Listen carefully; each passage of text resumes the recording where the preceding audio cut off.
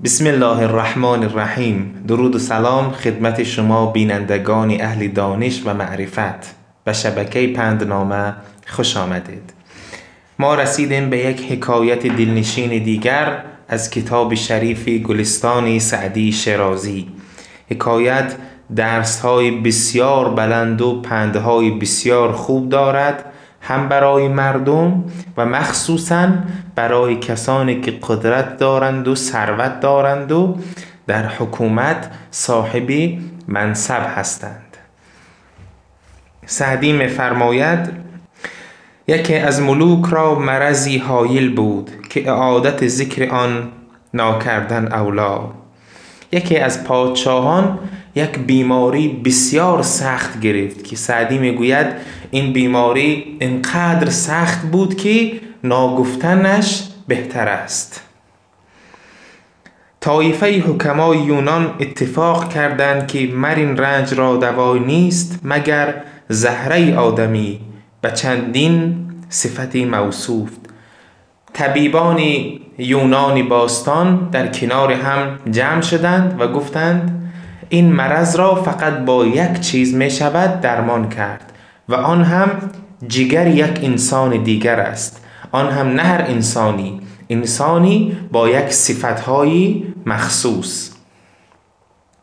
بفرمود تا طلب کردند. پادشاه گفت که بگردید و یک انسان را پیدا کنید با این صفتها و جگر او را ما بگیریم و درمان بشیم. دهقان پسری را یافتند بدان صفت که حکما گفته بودند.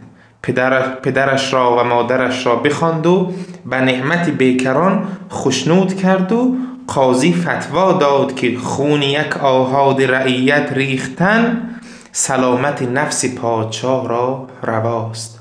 یک فرزند دهقان را پیدا کردند و قاضی گفت که بیارید.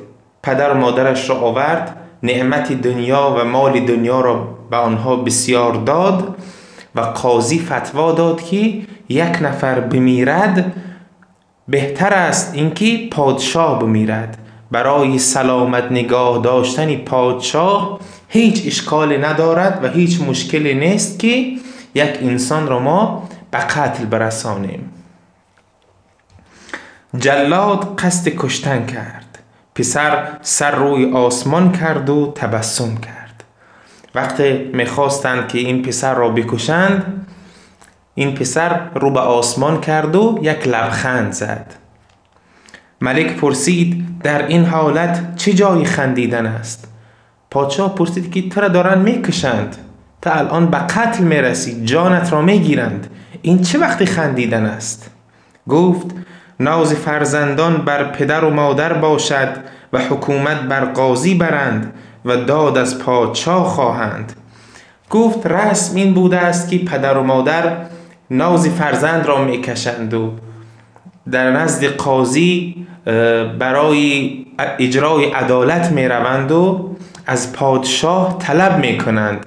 اما اکنون پدر و مادر به علت حطام دنیا مرا به خون در سپردند و قاضی به کشتنم فتوا داد و پادشاه راضی شد بریختنی خونم. گفت اکنون حطام یعنی مال ناچیز دنیا. پدر و مادری که ناز من را باید بکشند الان به مال دنیا مرا فروختند. قاضی که باید فتوای شرعی و دینی بدهد حکم به ریختن خون من داده است.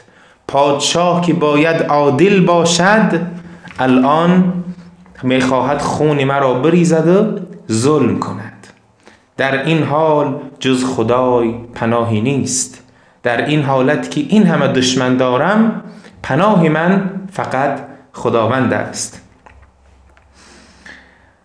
پیش که برآورم ز دست فریاد هم پیش تو از دست تو گر خواهم داد.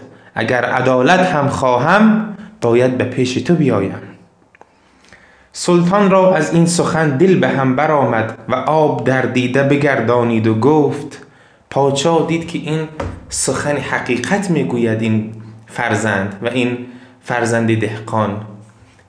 آب دیده در چشمانش جمع شد و گفت هلاک من اولاتر است که خون بیگناهی ریختن.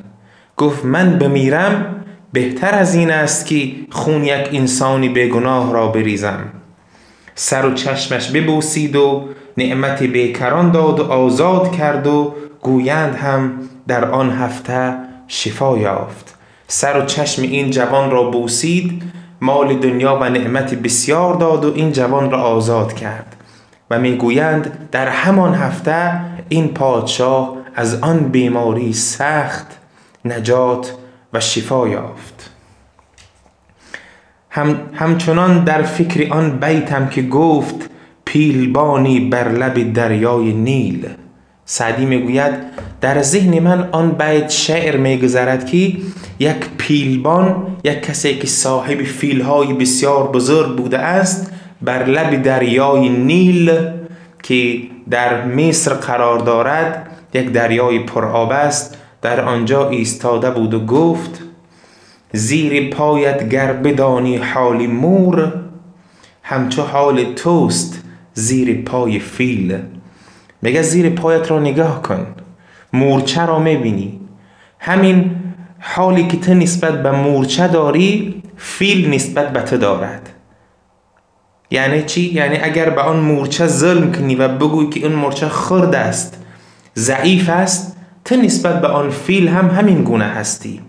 یعنی میخواهد بگوید اهل رحم باش، یعنی به مردم ببخش. اگر قدرت داری، ثروت داری، منصب داری، حکومت داری، نسبت به مردم ظلم نکن.